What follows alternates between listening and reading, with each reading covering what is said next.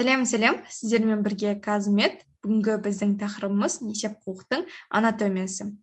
Ендеше біз бастайық. Несеп құқық негізі латынша физика уринария деп аталынатын дара қосты мүше болып табылады.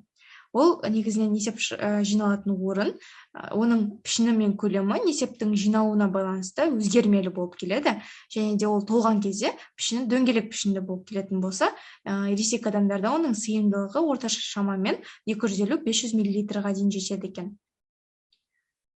Ендігі кезекте оның бөліктеріне тоқталайық. Ең бірінші оның ұшы апекс везика деп аталынады. Ұшынан кейін бізге келеді денесі. Денесі бізге корпус везика, одан кейін түбі орналасқан фундус везика деп аталынады. Жалпы несеп құқықтың төменгі бөлігі құйғыш тәрізді тарылған, және де ол несеп шығаратын өзекке қарай жалғасады. Міне бұл бөлімді біз сервикс везика, яғни оның мойны аймағы деп қарастырады екенбіз. Жалпы осы несеп құқықтың мойнының төменгі бөлімінде несеп шығаратын өзектің тесігі орналасқан, ол бізде остеум уретра интернум деп аталынады екен. Келесі бізде оның топографиясы, яғни орналасуы кіші жамбас қуысында, яғни симфиздің артында орналасқан. Ер адамдарда оның артқы бетіне тік ішек және шәует шығаратын түтіктің кең жері орналасса, түбі аймағында, түбі жағында қуық асты безбен, ал жоғарғы бетінде жіңішке ішек ілмектерімен жанасқан. Ал әйел адамдарда артқы бетінде жатыр мойынның алдыңғы қабырғасымен және қынаппен байланысады, ал түбі болса несеп жыныс диафрагмасы орналасқан. Жоғарғы бетінде жатыр болады, ал осы әйелдерде де еркек адамдарда да бізде бүйір беттерінде артқы өтісті көтеретін бұлшық еттермен шектелген болып табылады екен. Жалпы оның іш астарымен жабылуына келетін болсақ, несеппен толған несеп құқықта бізде мезоперитониальды іш астары жабылады. Ол яғни бүйірінен алдынан артынан үш жағынан. Ал бос болған кезде ретроперитониальды.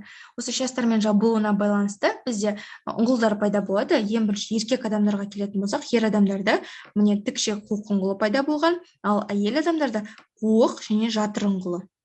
Қуық және жатыр ұңғылы пайда болады.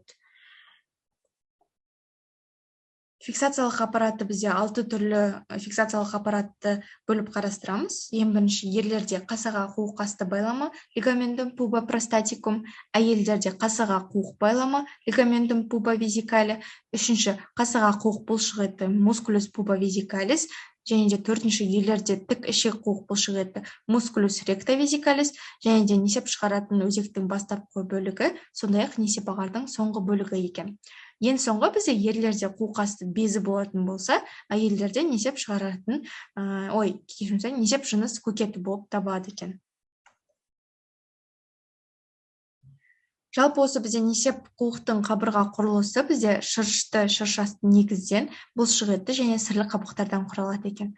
Шырышты қабық бізде ең бірінші ол ішкі беті қызыл сұрғылт түсті болып келген. Шыршасты негіздің жақсы дамуына байланысты оның бос кезінде қатпарлар түзіледі екен. Және де сол жазылған несеп уже толған кезде бізде ол жазылып кетеді жаңа қатпарлар. Осы қатпарлар бізде құқықтың түбінде болмайды, себебі ол жерде бізде несеп құқық үш бұрышы болады.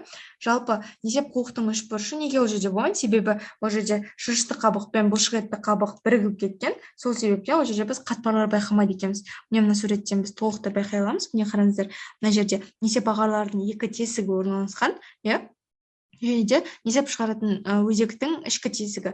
Сол арқылы бізде үш бұрыш тәрізді пайда болған. Осы жерде бізде қатпарлар болмайды, себебі айттық, шырышты қабық пен бұлшық етті қабық бірігіп кеткен. Міне осылай, жалпы бізде телла субмукоза, яғни шыршасты негіз жақсы дамыған. Ол бізде және шырышты қабыққа қатпарлардың түзілуіне көмек береді сол. Яғни ол бізде несептің толуына және толмауына байланысты өзгермелі болып келеді. Үшінші бізде бұлшық етті қабық, туника мускулярис. Ол бізде бірыңғай салалы үш қабаттан тұрады. Сыртқы ішкі бойлық және де ортаңғы бөлігі ол бізде дөңгелек. Осыған тоқталатын болсақ, бізде дөңгелек қабаты бізде құқықтың мойын аймағында және несеп шығаратын өзектің ішкі тесігі тұсында жақсы дамыған.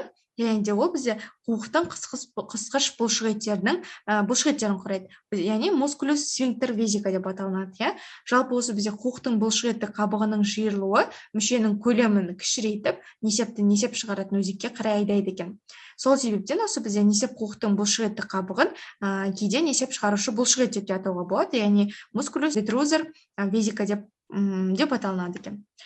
Жалпы бүгінге осы, яғни бізде 4-ші қабаты ол бізде сыртқы беті, яғни ол жақта бізде сірлі қабық жоқ жерін біздің адвентициялы дәнекерлі қабық қаптап тұрады екен. Сіздерге барлығы түсінікті болды деген үміттеміз. Бізбен болғандарыңызға рахмет.